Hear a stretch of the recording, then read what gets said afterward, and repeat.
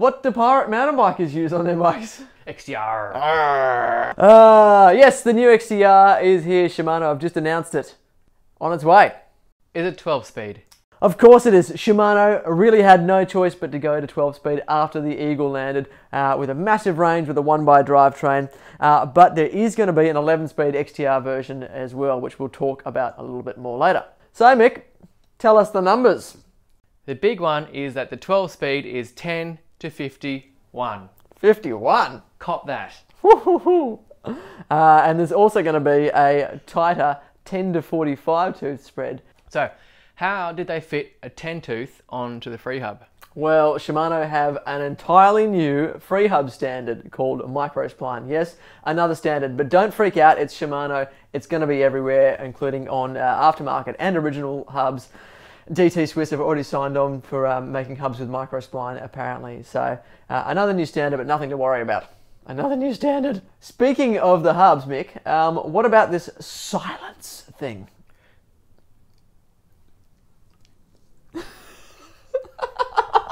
Okay, no, that's not true. Well, the SCYLENCE, spelt with SCYLENCE. Because it's the future. It's what Robocop uses. It's a new FREEHUB for XTR that is completely silent and runs with a very little drag. Yes.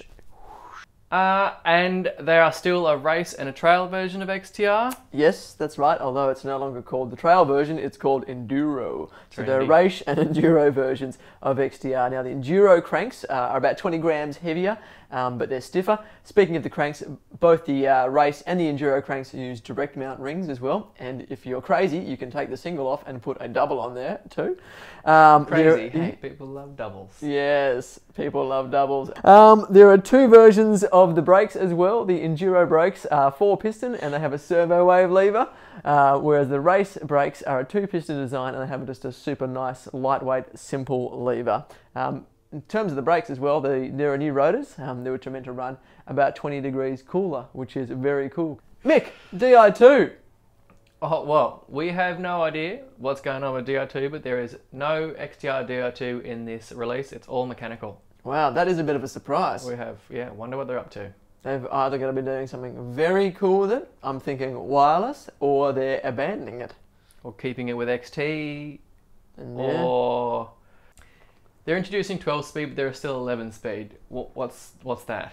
Now, this is a little bit confusing. So the easiest way to think of the new 11 speed XTR is that it's identical to the 12 speed with the 10 to 51 cassette, but the 51 tooth cog is it's gone, which means that the hub flanges can be made a little bit wider, 4.7 millimeters wider to be exact, which means you can have a stronger and stiffer rear wheel. Just means you don't have quite the same cassette range. It is identical to the 12 speed, but with a 51 tooth removed. Same chain. Same chain, same everything, same everything. It's literally just like that cog's gone. Okay. No cog, gone. 4.7. No. I actually wanted 5 mils. As Salt and Pepper said, let's talk about compatibility, baby. Can you use the new XTR with any of your old bits?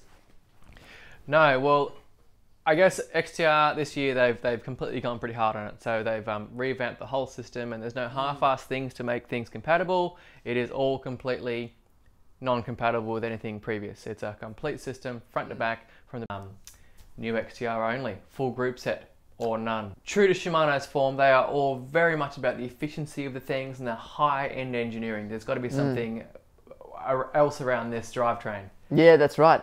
In this case, it is all about increasing the shifting speed. So this drivetrain is meant to reduce the lag when you shift to 30% of what it currently is. With the old XTR, you need to turn your cranks through 9 degrees before your chain will jump from the one cog to the other. Now you need to turn your cranks through 3 degrees, so that's very, very fast. And apparently you can also shift this drivetrain under full load.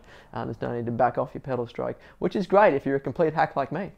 The other thing that's kind of cool is the increased chain retention. So with the new drivetrain, there's a completely new chain design and also cassette profile design. They call it Hyperglide Plus, which is very glidey indeed.